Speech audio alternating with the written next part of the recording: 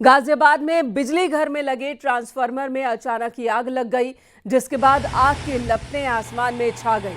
मौके पर fire brigade की टीम पहुंची। कड़ी मशक्कत के बाद आग पर काबू पाया गया। आग लगने से इलाके में अफरा तफरी मच गई। पूरी घटना थाना कौशाम्बी क्षेत्र की बताई जा रही है। फिलहाल किसी की नुकसान की खबर नहीं है, यानी किसी जान के नुकसान की खबर नहीं है, लेकिन आग की लपटों को आप देख सकते हैं। भीषण आग लगी है, ट्रांसफार्मर में आग लगी। आग पर काबू पाने की कोशिश तुरंत ही शुरू कर दी गई। फायर ब्रिगेड की टीम ने आग पर काबू पाया। काफी देर तक लपटें धधकती रही।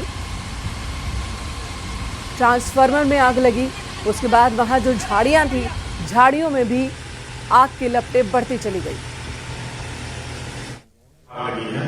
तत्काल की गाड़ियां घटनास्थल पे भेजी हुई। वहां जाके देखा तो 55,000 लीटर के ट्रांसफार्मर में आग लगी हुई थी, जिसमें 55,000 लीटर ट्रांसफार्मर में ऑयल भरा हुआ था, जो लीकेज होकर बड़ी मात्रा में चारों तरफ फैल चुका था और भयंकर रूप से चल रहा था। तत्काल दो साइड से होश फैलाते हुए आग बुझाना शुरू किया तथा अन्य स्टेशनों से भी गाड़ी मंगाई गई, जिसमें साहिबाबाद, कोतवाली और नोएडा से भी घटनास्थल पर गाड़ियां मंगाई गई। चारों तरफ से घेरते हुए फॉर्म को लगातार पंपिंग करते हुए फॉर्म मॉनिटर की सहायता से आग को बुझाया गया। अमित राणा हमारे सहयोगी फोनलाइन पर मौजूद है। अमित, इस हादसे के बारे में बताएं, कितना नुकसान और अब पूरी तरह से आग बुझा दी गई है? जी बिल्कुल, मैं आपको बताना चाहूंगा। दरअसल ये पूरा मामला कौशाम्बी थाना क्षेत्र का है, जहां बिजली घर बना हुआ है, पावर हाउस बना हुआ है। उस पावर हाउस में वहां से गुजर रहे व्यक्ति ने सूचना दी कि एक बड़ा ट्रांसफार्मर है, उसमें भयंकर आग लगी हुई है। मौके पर पहुंची दमकल की गाड़ियों ने उस पर काबू पाया। तकरीबन 9 गाड़ियां लगी और घंटों की मशक्कत के बाद आग पर काबू पाया जा सका। मैं आपको बताना चाहूंगा, ट्रांसफार्मर जिसकी काफी बड़ा था और उसके अंदर से जो लिक्विड ऑयल लग रहा था, उस ऑयल से हो सकता था जो बराबर में रखे और ट्रांसफार्मर है उनमें भी आग लग सकती थी, लेकिन समय रहते दमकल की गाड़ी मौके पर पहुंची और आग पर पूरी तरीके से काबू पा लिया। इस दौरान गनीमत इस बात की रही कि कोई भी जान माल की हानि उसमें नहीं होने पाई है। जी, धन्यवाद आपका इस वक्त पूरी जानकारी देने के लिए। तो बड़ा हादसा, ट्रांसफार्मर पूरी तरह से खाक हो गया और ये तस्वीरों में भी आप देख रहे हैं कि बड़ी दुर्घटना थी। दमकल की 8 से ज़्यादा गाड़ियां मौके पर मौजूद और उसके बाद आग पर काबू पाया गया। अमित, धन्यवाद इस वक्त पूरी जानकारी देने के लिए। गाजियाबाद के थाना कौशाम्बी क्षेत्र में बेकाबू कार ने एक महिला और 2 बच्चों को बेरहमी से कुचल दिया। हादसे में महिला बुरी तरह से घायल हो गई, बच्चों को भी घायल होने पर अस्पताल ले जाया गया। इस पूरी घटना का सीसीटीवी वीडियो सामने आया, जिसके बाद पुलिस आरोपी की तलाश में जुट गई है।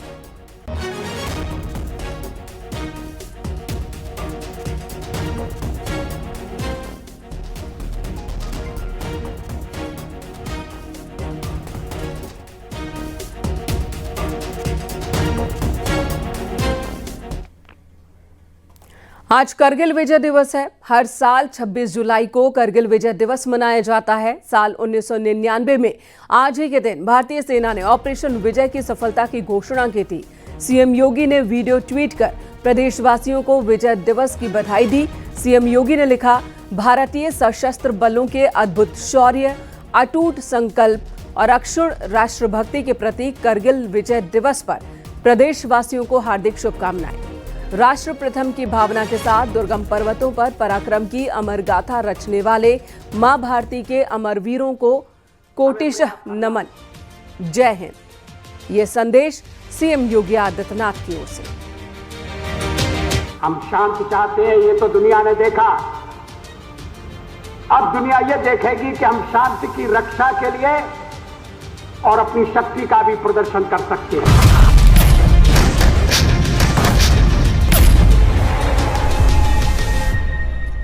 ये लड़ाई अभी चलेगी और इस लड़ाई को जीतने के लिए हमें प्रयास करना है।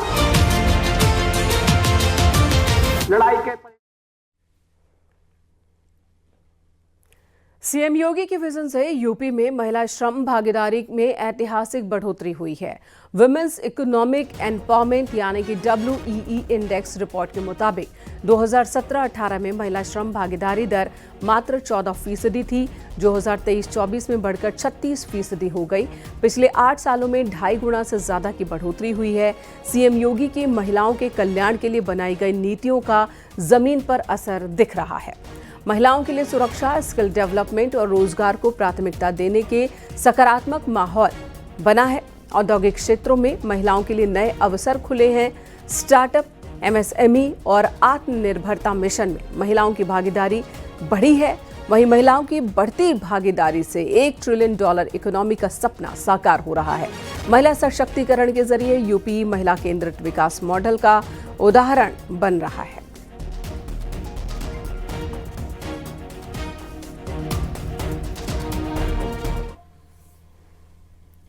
मुख्यमंत्री योगी आदित्यनाथ आज उन्नाव दौरे पर रहेंगे। सीएम योगी सुबह 11:30 बजे के आसपास उन्नाव पहुंचेंगे।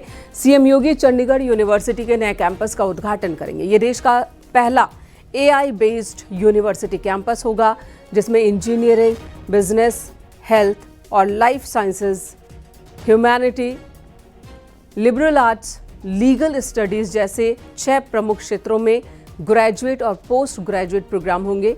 ये कदम न सिर्फ प्रदेश के लिए बल्कि पूरे देश के लिए एक मिसाल बनेगा।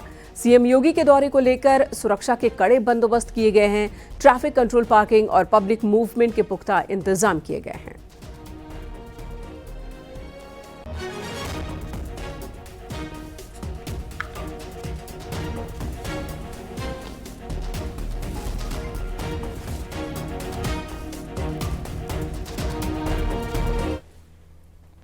2027 के विधानसभा चुनाव की तैयारियां अभी से शुरू हो चुकी हैं। बीजेपी ने विपक्ष के पीडीए वोट बैंक में सेंधमारी के लिए नोनिया चौहान समाज को साधने का बड़ा दांव खेला है। संकल्प दिवस में हजारों नोनिया समाज के लोगों ने बीजेपी को फिर से सत्ता मिलाने का संकल्प लिया। इसे पर आपको ये रिपोर्ट दिखाते हैं।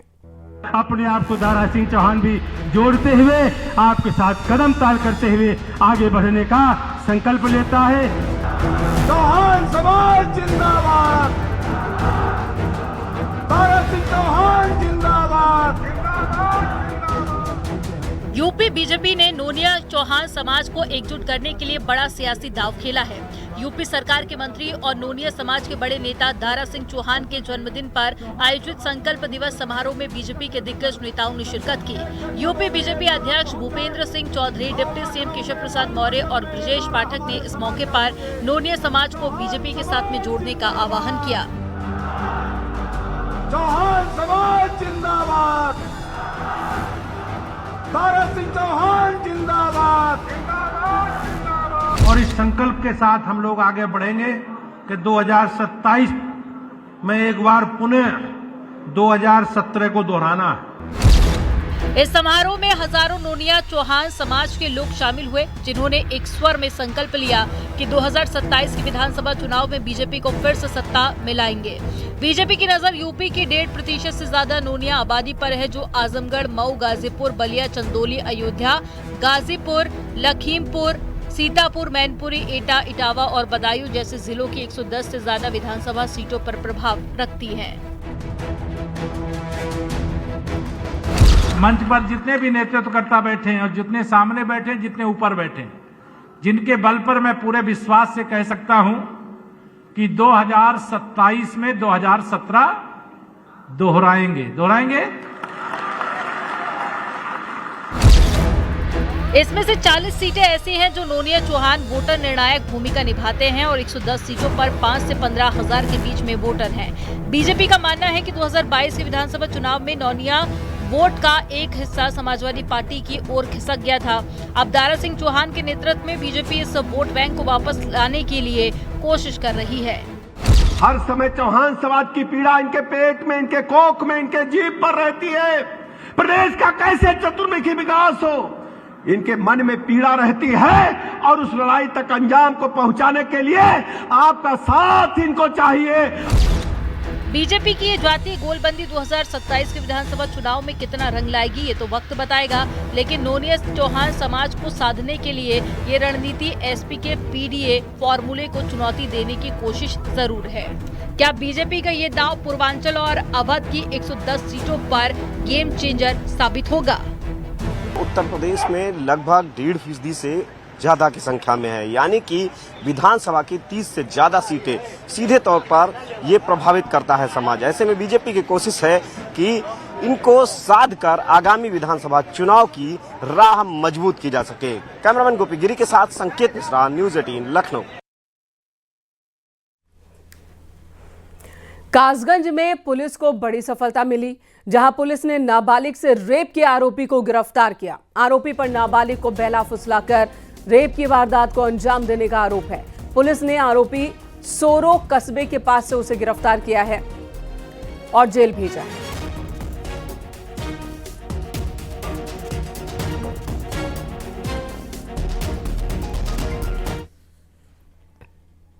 उधर बांदा पुलिस ने भी एनकाउंटर के दौरान रेप के एक आरोपी को गिरफ्तार किया। आरोपी के पैर में गोली लगी है, उसे जिला अस्पताल ले जाया गया। उसके ऊपर पड़ोस की 6 साल की बच्ची से रेप का आरोप है। इस वारदात में 6 घंटे के भीतर पुलिस ने आरोपी को गिरफ्तार किया है। उसके पास से अवैध हथियार, कारतूस बरामद किया गया। पीड़ित बच्चों को बेहतर इलाज के लिए कानपुर रेफर किया गया है।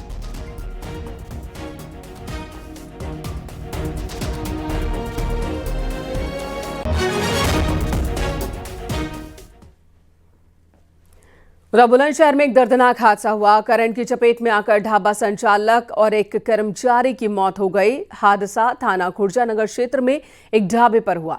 ढाबे के सामने लगे ट्रांसफार्मर में करंट आ रहा था, जिससे दोनों उसकी चपेट में आ गए। मौके पर ही दोनों की जान चली गई।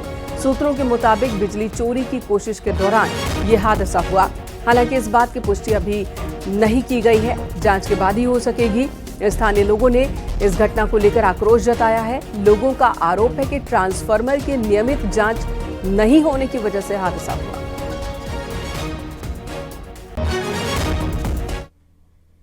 नगर को प्राप्त हुई कि इनके होटल के सामने हाई टेंशन लाइन के तार से ये चिपके हुए हैं।